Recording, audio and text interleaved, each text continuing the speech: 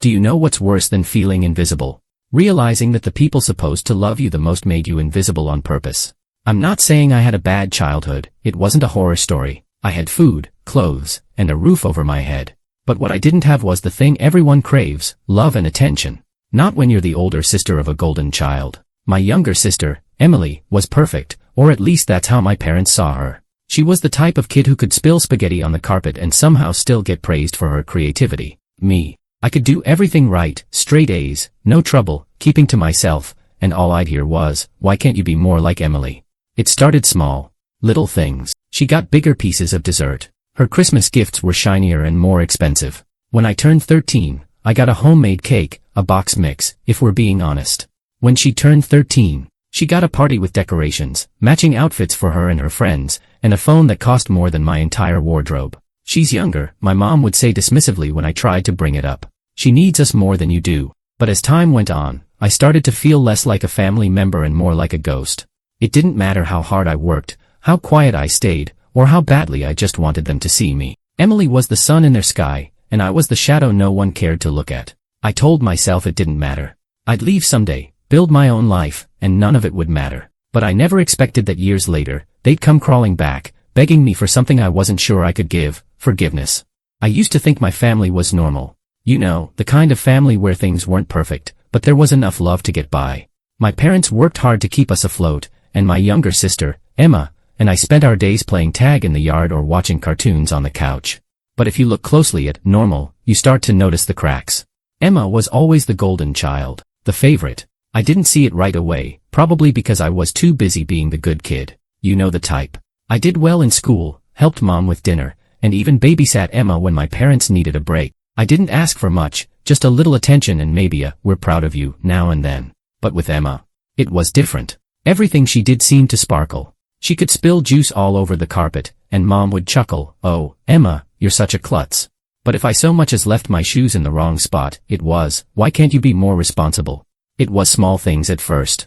Stuff I could brush off. Emma got the last slice of cake, I got an extra chore. She got to stay up late on weekends because she's still little, and I didn't because you're old enough to know better. I convinced myself that it was just how families worked. I wanted to believe that. But then there was my 13th birthday.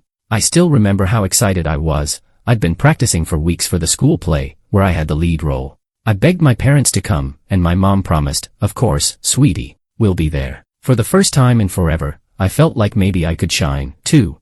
Except Emma had a dance recital that same week. And guess where my parents went? They'll record your play, mom said, brushing me off like it was no big deal. But we can't miss Emma's recital, it's her moment.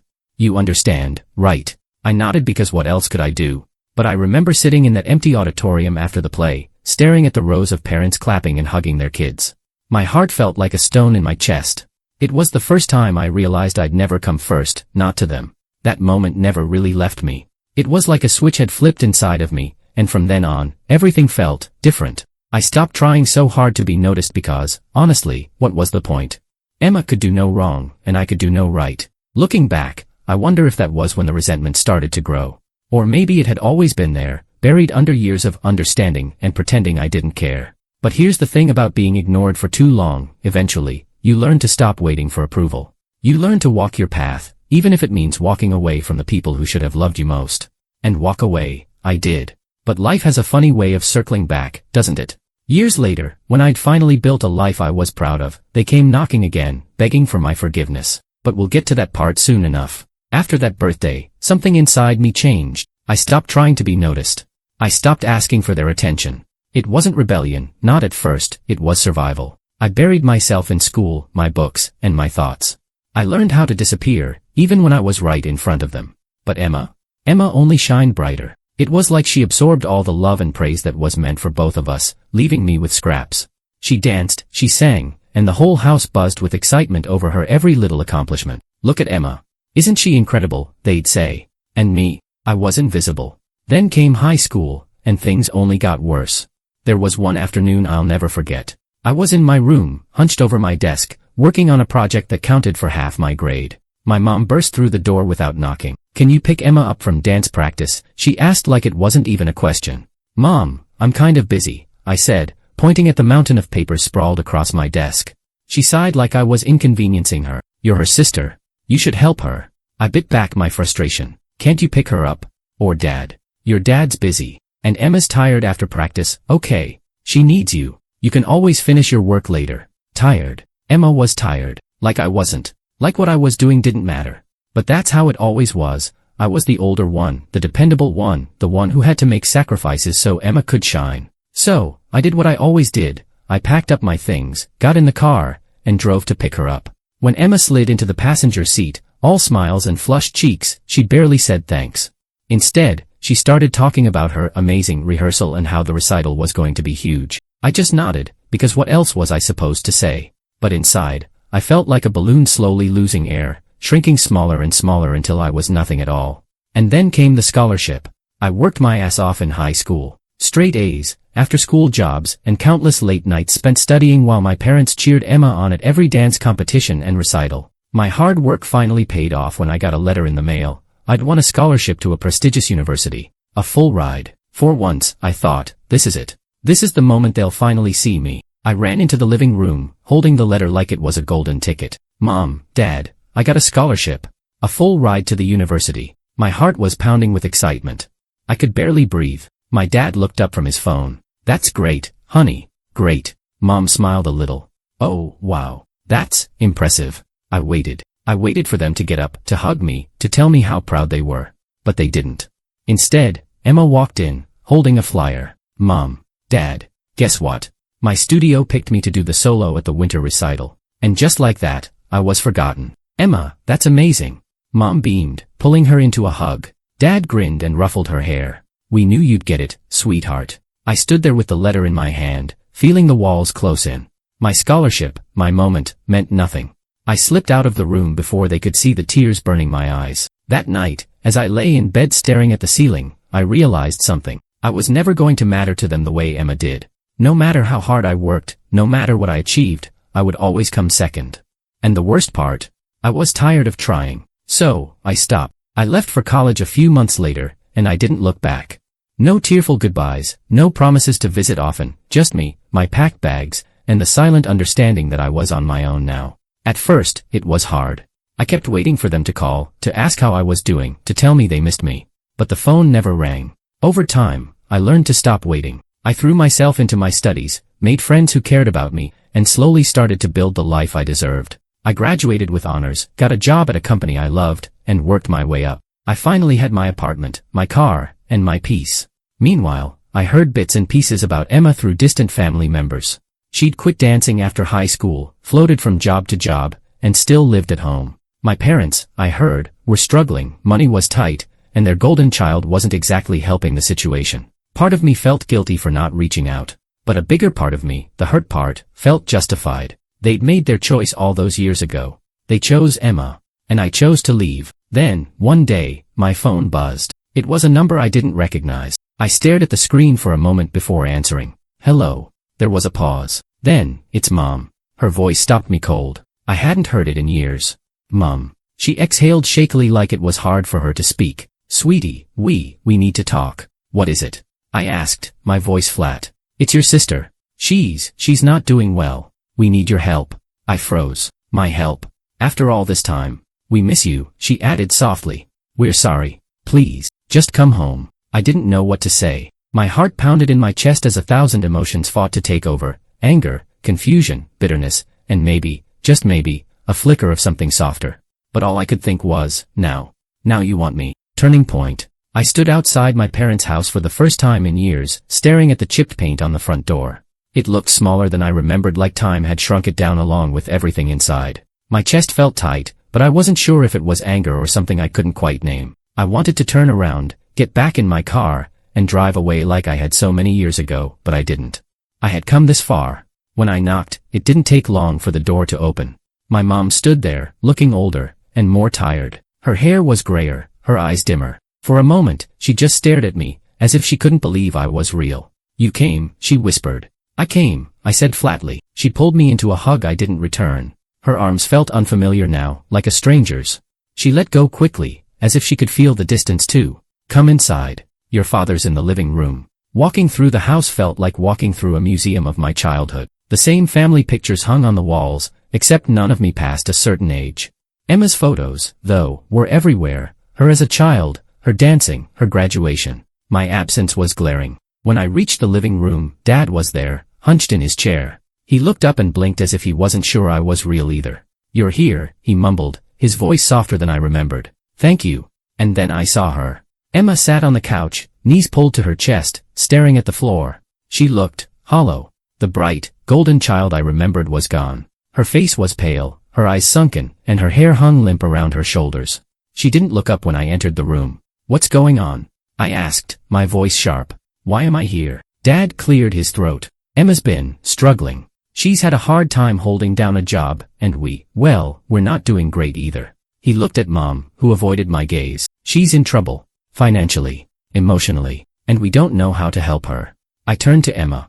"What kind of trouble?" Emma finally looked up at me then, and I'll never forget the way her eyes filled with tears. "I messed up," she whispered. "I made bad choices, and now I'm stuck. Mom and Dad can't bail me out anymore."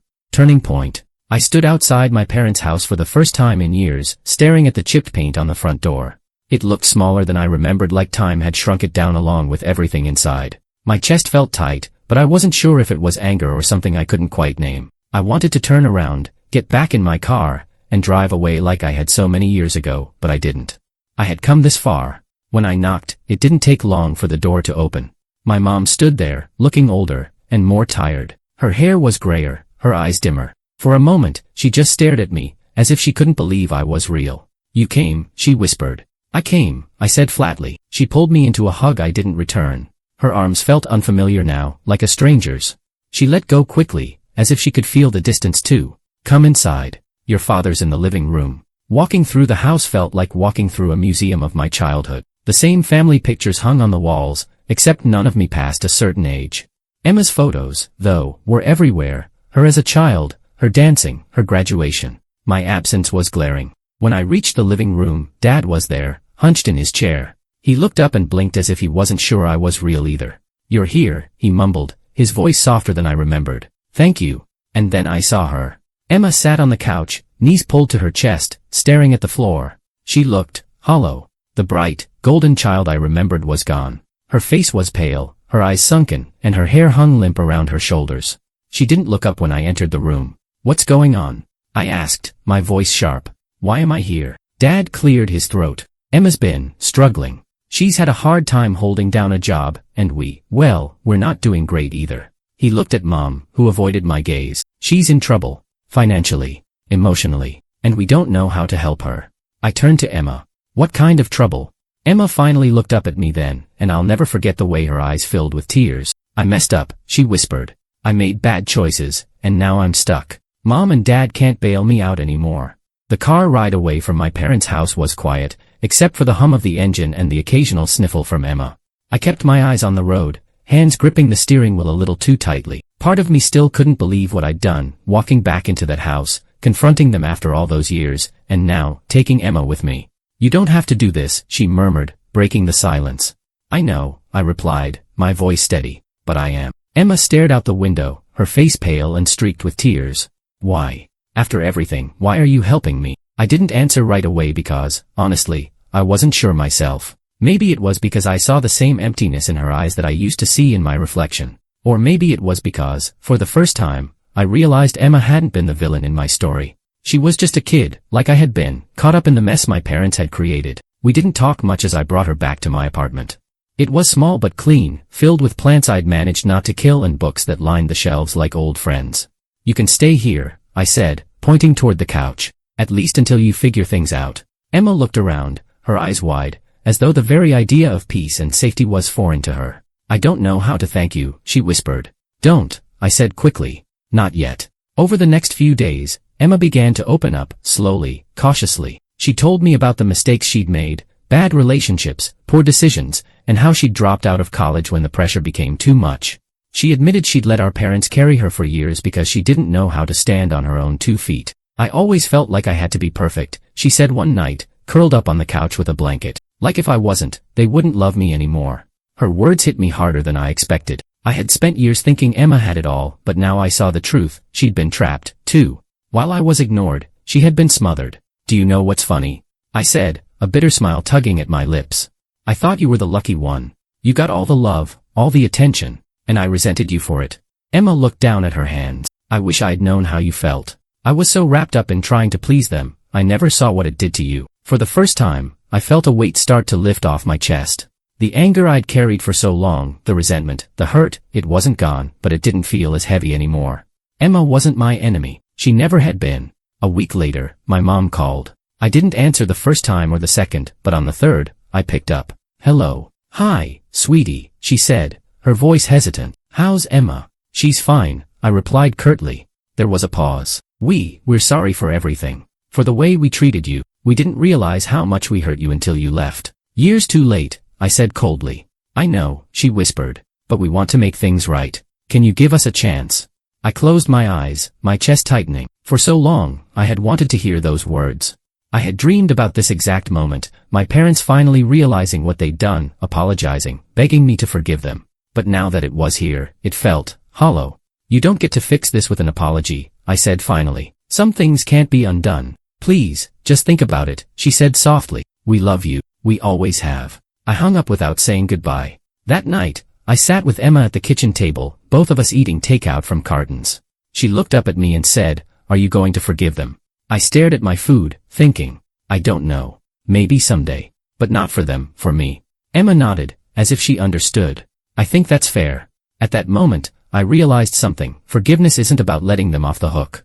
It's about freeing yourself from the chains of the past. For the first time in years, I felt like I had a choice, a chance to decide what came next. And for now, that was enough. Over the next few weeks, life settled into an uneasy rhythm. Emma started looking for jobs, and for the first time, she seemed determined to stand on her own. It wasn't easy for her, she stumbled, doubted herself, and sometimes needed me to nudge her forward. But she was trying, and that was more than I'd ever seen before.